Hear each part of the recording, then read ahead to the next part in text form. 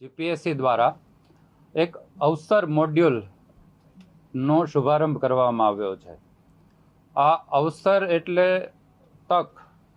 તો જે પણ ઉમેદવારો જીપીએસસી દ્વારા ક્લાસ 1 અને ક્લાસ 2ની પરીક્ષા માટે એપ્લિકેશન કરે છે, એની પરીક્ષામાં બેસે છે, એનું ઇન્ટરવ્યૂ પણ ફેસ કરે છે, પરંતુ એનું ફાઇનલ સિલેક્શન થતું નથી. હવે આ બધા જે ઉમેદવારો છે એ છેક ઇન્ટરવ્યૂ સુધી પહોંચ્યા એટલે એ તમામમાં ભલે સિલેક્શન થવા સુધીનું કદાચ એ સિદ્ધિ હાંસલ ન કરી શક્યા, પણ એ તમામે ખૂબ મહેનત કરી હોય છે અને એ ખૂબ ખંતીલા અને હોશિયાર હોય છે, પરંતુ એનું ફાઇનલ સિલેક્શન થઈ શકતું નથી.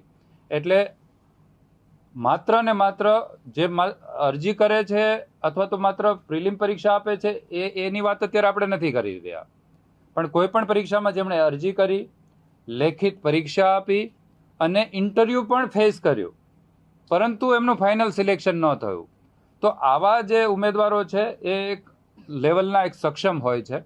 અને બીજી બાજુ આપણે ત્યાં ગુજરાત સરકારના અલગ અલગ વિભાગો અથવા તો વિભાગો નીચેની અલગ અલગ કંપની છે, સોસાયટી છે, બોર્ડ છે, કોર્પોરેશન છે, અથવા તો પીએસયુ જે ગુજરાત સરકારના પણ હોઈ શકે અથવા તો ભારત સરકારના પણ જે ગુજરાતમાં એમની ઓફિસીસ હોય આવા, અને સાથે સાથે ઇવન પ્રાઇવેટ સેક્ટરના પણ જે એક લેવલ ધરાવતા હોય એવી કંપનીઓ અથવા તો એવી સંસ્થાઓ, એમને પણ આવા માનવ સંસાધનની અલગ અલગ જરૂરિયાત હોય છે. તો એક બાજુ આ લોકોને માનવ સંસાધનની જરૂર છે અને એક બાજુ જીપીએસસી પાસે આખરી સિલેક્શન થઈ ગયા પછી જે સિલેક્ટ નથી થયા પણ એક લેવલ છે જેમનું, એવા ઉમેદવારો ઉપલબ્ધ છે.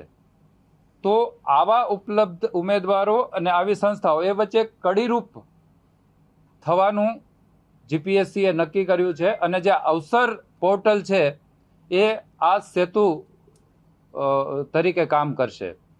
હવે આપણે આજે આ લોન્ચ કર્યું છે, આજે જ અમારી વેબસાઇટ પર આ લાઈવ થઈ ગયું છે. તો આપણે વિચારીએ કે ભાઈ હવે આજથી કરશો તો કઈ રીતે કરશો, તો બે રીત છે.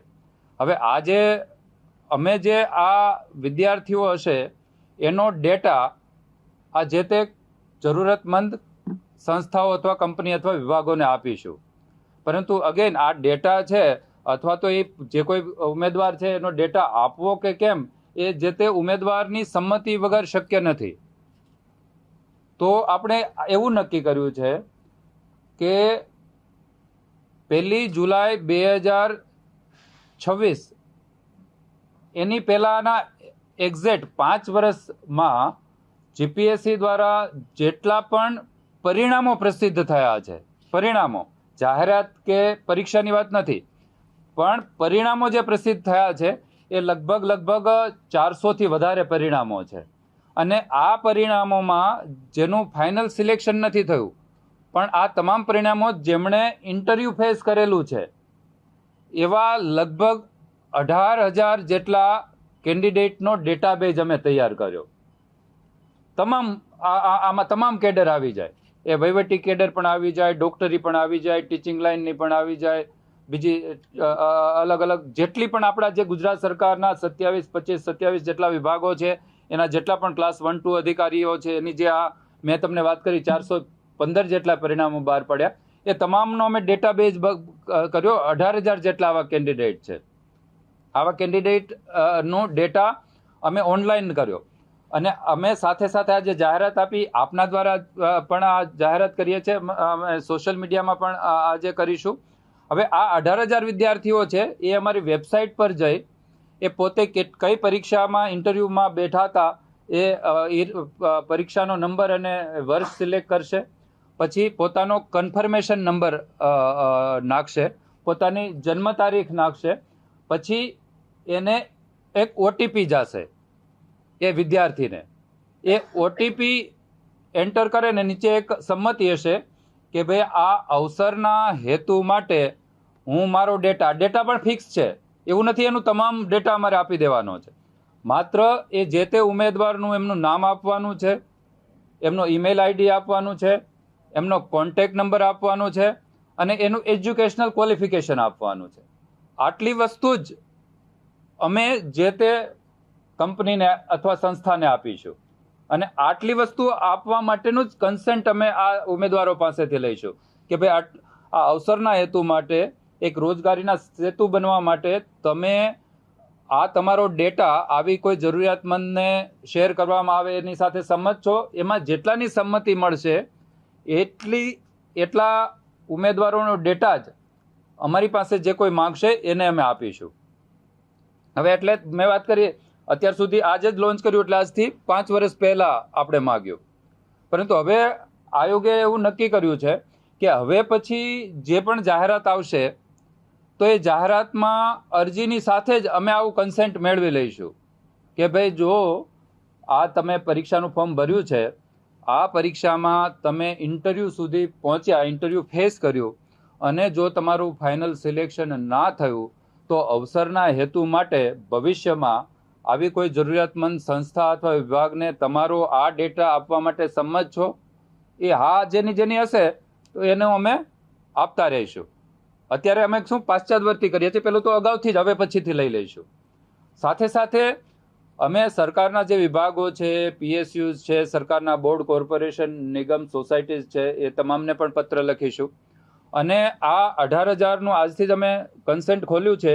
એ 18,000નું અમે અલગ અલગ કેટેગરી પણ પાડેલી છે કે 18,000માંથી જે વહીવટી કામ કરી શકે એવા ઉમેદવારો કેટલા, જે ટીચિંગ લાઇનમાં પણ અલગ અલગ કામ કરી શકે એવા ઉમેદવારો કેટલા, ડૉક્ટરમાં હોય એવા કેટલા, એન્જિનિયર હોય તો સિવિલ એન્જિનિયર કેટલા, મિકેનિકલ કેટલા, ઇલેક્ટ્રિકલ કેટલા, આયુર્વેદ ડૉક્ટર હોય તો એ કેટલા, આવા જેટલા પણ અમારા 18,000 છે એને અમે અલગ અલગ કેટેગરી પાડી છે. હવે જે કોઈ ખાનગી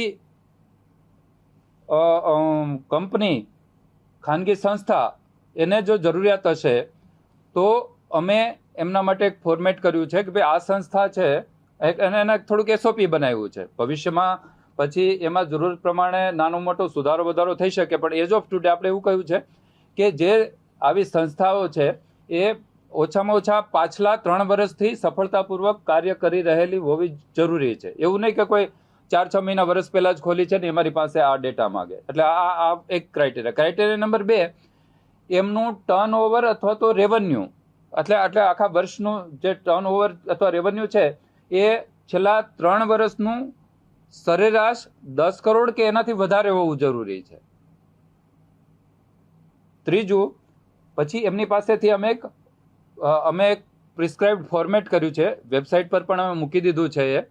એમાં પ્રિસ્ક્રાઇબ્ડ ફોર્મેટ છે, એમાં અમે ખાસ કહીશું કે ભાઈ આ ઉમેદવારોનું જે અમે માહિતી આપીએ એની પાસેથી તમે કોઈ પણ પ્રકારની ફી કે આવું તેવું તમે લઈ નહીં શકો.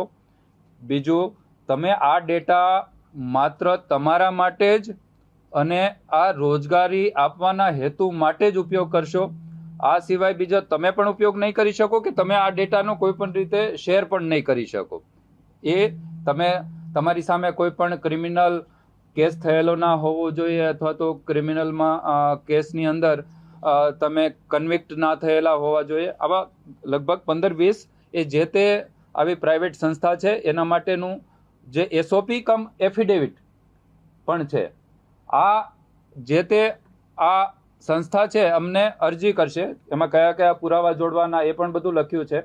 અરજી અમને મળ્યા પછી અમને જરૂર લાગે તો એ લોકોને ઇન પર્સન પણ પ્રેઝન્ટેશન માટે બોલાવીશું અને પછી એમની અરજી, એના પેપર્સ, આપણા ક્રાઇટેરિયા એ બધું નક્કી કરી અને પછી માનનીય અધ્યક્ષશ્રી પાસે આ પ્રાઇવેટ કંપનીને ડેટા આ પ્રકારનો જોઈએ છે આપવો કે નહીં એ અધ્યક્ષશ્રી નિર્ણય કરશે અને એ કહેશે તો પછી આપણે એને આપીશું. સાથે સાથે આ કંપની આ ડેટા લીધા પછી આમાંથી કેટલા ઉમેદવારોને રોજગાર આપ્યો એની માહિતી પણ આપવાની રહેશે. આ સિવાય જો કોઈ આયોગને લાગે કે કોઈ વધારેની માહિતીની જરૂર છે તો એ માહિતી પણ એ કંપની આપશે. હવે સાથે સાથે જ્યાં સુધી સરકારના કોઈ વિભાગો, સરકારના કોઈ સંસ્થાઓ કે સરકારની કંપની કે સરકારનું કોઈ કોર્પોરેશન, તો એના માટે આ એફિડેવિટ કે આવું 3 વર્ષથી હોય એવું કે 10 કરોડનું, એના માટે આપણે, કારણ કે સરકારનું છે એટલે એના માટે આવું કોઈ છે નહીં. પણ પ્રાઇવેટ કંપની જે બરાબર વ્યવસ્થિત છે એની આખી સ્ક્રુટિની થશે અને ત્યાર પછી જ એનો ડેટા શેર કરવામાં આવશે. એટલે બસ એ આજથી જ લોન્ચ થયું છે. અમારા 18,000 જેટલા મેં કહ્યું એમ કેન્ડિડેટ્સ છે. એ બધા કેમ જાહેરાત થતી જાય, જેમને નોકરી અત્યાર સુધી ના મળી હોય 5 વર્ષની અંદર, અને જે આમાં ઈચ્છુક હશે એ બધા કન્સેન્ટ આપશે. જેમ કન્સેન્ટ આપતા જાય એ પ્રમાણે મારી પાસે ડેટાબેઝ તૈયાર થતો જશે કે કયા ફિલ્ડના કેટલા કન્સેન્ટ આવ્યા. એટલે 18,000 ઉમેદવારો માટે કન્સેન્ટ માટે આજે અમે ખુલ્લું મૂકેલું છે.